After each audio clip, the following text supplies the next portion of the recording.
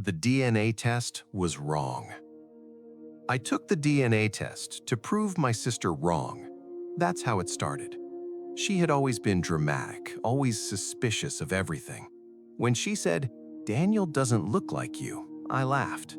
My son was 16, tall, quiet, a little distant lately, but that's normal at 16.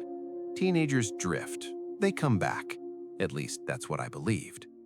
The DNA test wasn't about doubt, it was about ego. I wanted to send her the results and say, "See, you're imagining things." Instead, the envelope destroyed my family. The results came on a Thursday. I opened them alone in my office before work. Probability of paternity, 0%. Not low, not questionable, 0. I stared at that number for a long time. It didn't make sense. Daniel had my eyes, my mannerisms, even my temper. I read the paper again and again. 0%. The first emotion wasn't anger, it was confusion. I thought maybe they mixed up samples. Maybe I clicked the wrong kid online. Maybe this was some scam. I called the lab immediately. They confirmed my name, Daniel's name, the codes. Everything matched. I asked if mistakes happen. The woman on the phone said, "It's extremely rare, sir." Extremely rare, not impossible. I drove home early that day. Daniel was in his room, headphones on. My wife Laura was in the kitchen. She smiled when I walked in. "How was work?" I couldn't answer normally. "Did you ever lie to me?" I asked. Her smile faded. "What?" I held up the envelope. She read the front. Her face drained of color before she even opened it. That's when I knew. "Tell me it's wrong," I said. She didn't speak. "Tell me it's a mistake." Her hands started shaking. "I never cheated on you," she whispered. The word "never" sounded fragile. "Then explain this," I said, pushing the paper toward her. She stared at the 0%. Tears filled her eyes. "I don't know," she said. It was the worst possible answer. I wanted to scream. I wanted to break something. But Daniel was upstairs, and I refused to let him hear this. That night, we sat at the kitchen table long after Daniel went to bed. "Did you cheat?" I asked again. "No." "Then how is this possible?" She pressed her hands to her temples like she was trying to remember something painful. "There was something," she said slowly. My stomach dropped. "What?" "When Daniel was born, there was a complication." I remembered that night. The emergency lights, the nurses rushing. They took Daniel away immediately. Laura had hemorrhaged. Everything blurred. I had been terrified of losing her. I didn't even see Daniel for almost 2 hours. "They kept him in the nursery longer than normal," she said. "They said he needed monitoring." "And?" She always thought something felt off. I stared at her. "What are you saying?" "I'm saying, what if he's not ours?" The room went silent. Not mine, not hers, not ours. The idea was insane. Hospitals don't just swap babies. That's something that happens in movies. But then I remembered something else. That hospital had a scandal years later. A nurse fired for negligence, records misplaced. I had read about it in the news and never connected it to us. The next week, we tested Laura. Same lab, same process. Probability of maternity, 0%. I felt like the air had been sucked out of my life. For 16 years, we raised a child who wasn't biologically ours. And somewhere out there, our real son existed. We didn't tell Daniel. How could we? "Hey, by the way, you might not be our kid." It would destroy him. Instead, we contacted the hospital. They denied everything, said records were archived, said they would investigate. Weeks passed, nothing. Then one afternoon, a lawyer called. Not ours, theirs.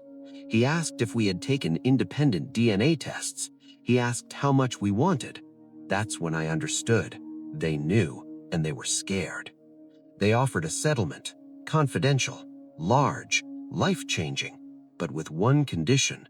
We couldn't pursue further investigation. We couldn't contact other families. We couldn't search for our biological child. Laura broke down. "I just want to know he's okay," she said. I did too, but we also had Daniel, and the truth could shatter him. Then something unexpected happened. Daniel found the envelope. I should have hidden it better. He walked into the living room holding it. "What is this?" Laura froze. I tried to take it from him. He pulled back. 0%, he read aloud. His voice cracked. "What does that mean?"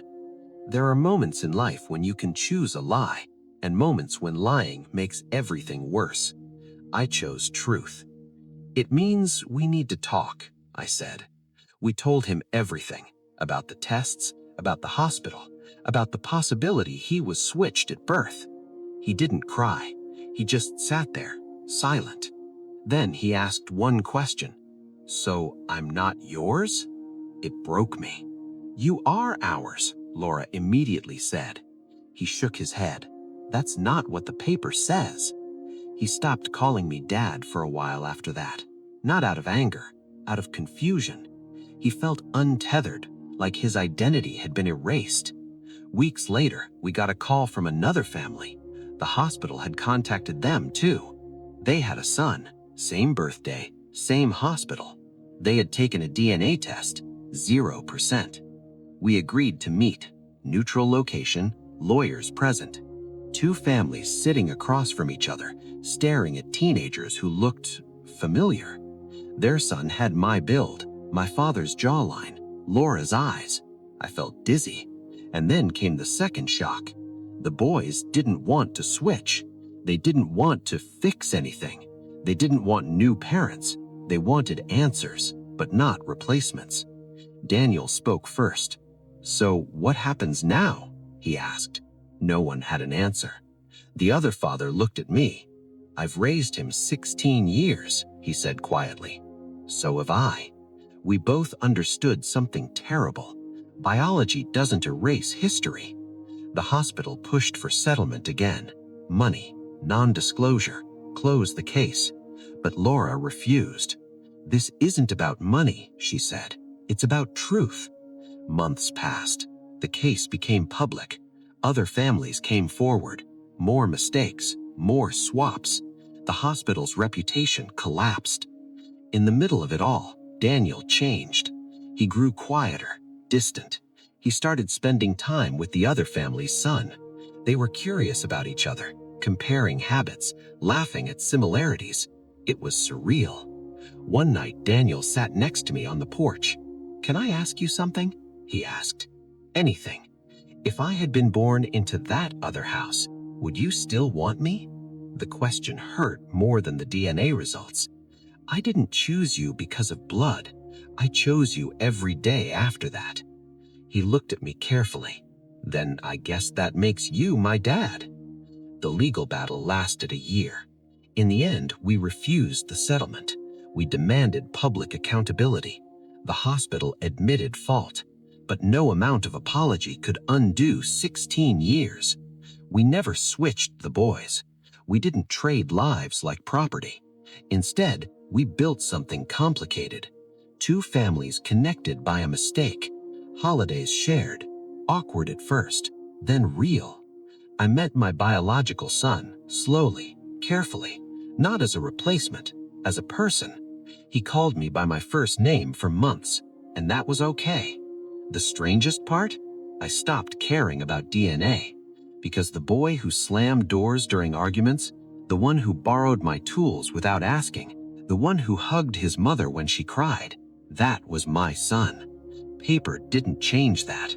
If you ask me whether the DNA test was wrong, it wasn't. The numbers were accurate. But the meaning? That's where we almost destroyed ourselves. Because being a father isn't proven by blood. It's proven by time. And I had 16 years of proof. We took the test to prove someone wrong. Instead, it forced us to redefine what family actually means. And if I had the choice to go back, to never open that envelope, I don't know what I'd choose. But I do know this. The paper said 0%. My heart never did.